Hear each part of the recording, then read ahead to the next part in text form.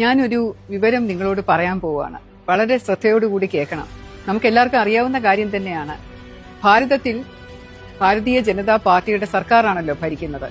അതിന്റെ ഏറ്റവും വലിയ ഒരു പ്രതിപക്ഷം എന്ന് പറയുന്നത് ഇന്ത്യ അലയൻസ് ആണ്. ഇന്ത്യ അലയൻസിനകത്ത് ഏകദേശം 20-22 പാർട്ടികളോളമുണ്ട്. അതിനകത്ത് സമാജ്വാദി പാർട്ടി, തമിഴ്നാട്ടിലെ DMK, ഉത്തർപ്രദേശിലുള്ള ജനതാദൾ, അതുപോലെയുള്ള തൃണമൂൽ കോൺഗ്രസ്, വെസ്റ്റ് ബംഗാളിലെ, അതോടൊപ്പം ചേർന്ന് നിൽക്കുന്നതാണ് കേരളത്തിലുള്ള CPIM, CPI, ഇന്ത്യൻ യൂണിയൻ മുസ്ലിം ലീഗ്.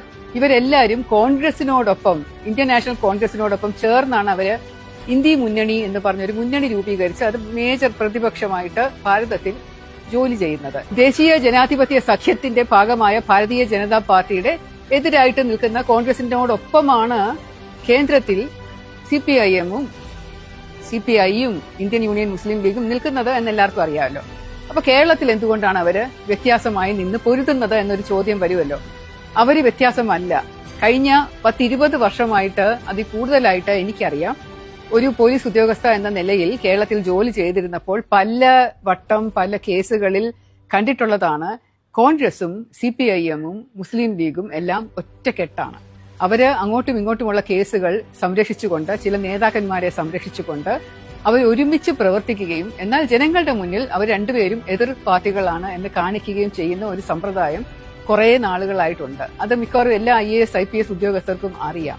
പക്ഷേ നമ്മളൊക്കെ വിചാരിക്കും, ഓക്കെ, കേരളത്തിൽ വരുമ്പോൾ അവർ രണ്ടുപേരും അങ്ങോട്ടും ഇങ്ങോട്ടും എതിർത്ത് നിൽക്കുന്ന പാർട്ടികളാണ്, ഭാരതത്തിൽ വരുമ്പോൾ അത് ഒരുമിച്ച് നിൽക്കുന്ന പാർട്ടിയാണ് എന്ന്. നിങ്ങൾ ഓർത്തു നോക്കൂ അതിന്റെ ഒരു വൈരുദ്ധ്യം എന്ന് പറയുന്നത്. ഇവിടെ നടക്കുന്നത് സാധാരണ എല്ലാ തെരഞ്ഞെടുപ്പ് വരുമ്പോഴും രണ്ട് പാർട്ടിയിലുള്ളവരും സ്ഥാനാർത്ഥികളെ നിർത്തുകയും മൂന്നാമതൊരു സ്ഥാനാർത്ഥി വന്നു കഴിഞ്ഞാൽ ഏതെങ്കിലും ഒരു അവസരത്തിൽ ജയിക്കും എന്നുള്ള ഒരു ഭീതി അവരുടെ മനസ്സിൽ തോന്നി അവർ രണ്ടും കൂടെ ഒരുമിച്ച് ചേർന്ന് നിന്നുകൊണ്ട് വോട്ട് മറിക്കുന്ന ഒരു തന്ത്രം വർഷങ്ങളായിട്ടുണ്ട്. ഞാനിത് ആദ്യമായിട്ട് കാണുന്നത് 2000-ൽ നടന്ന ഇലക്ഷനിലാണ്. അവർ പലതരത്തിലുള്ള തന്ത്രങ്ങൾ രൂപീകരിക്കാറുണ്ട്. പക്ഷേ പ്രധാനമായും BJPക്ക് എതിരെ അവർ ഒരുമിച്ച് കൊണ്ട് വോട്ട് ചെയ്യുന്ന വളരെയധികം സാഹചര്യം നിലവിലുണ്ട്. ഇതെനിക്ക് നിങ്ങളോട് പറയണം എന്ന് ആഗ്രഹമുള്ളത് കൊണ്ടാണ്.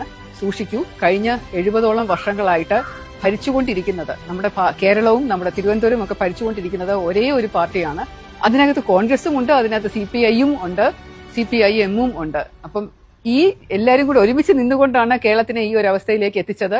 ഇതിനി മാറ്റാൻ നാഷണൽ ഡെമോക്രാറ്റിക് അലയൻസ് NDA സഖ്യത്തിന്, ഭാരതീയ ജനതാ പാർട്ടിക്ക് മാത്രമേ സാധിക്കുകയുള്ളൂ. അതുകൊണ്ട് ഇപ്രാവശ്യം ഒന്ന് സൂക്ഷിച്ച്, ഒന്ന് ആലോചിച്ച് വോട്ട് ചെയ്യും. നന്ദി.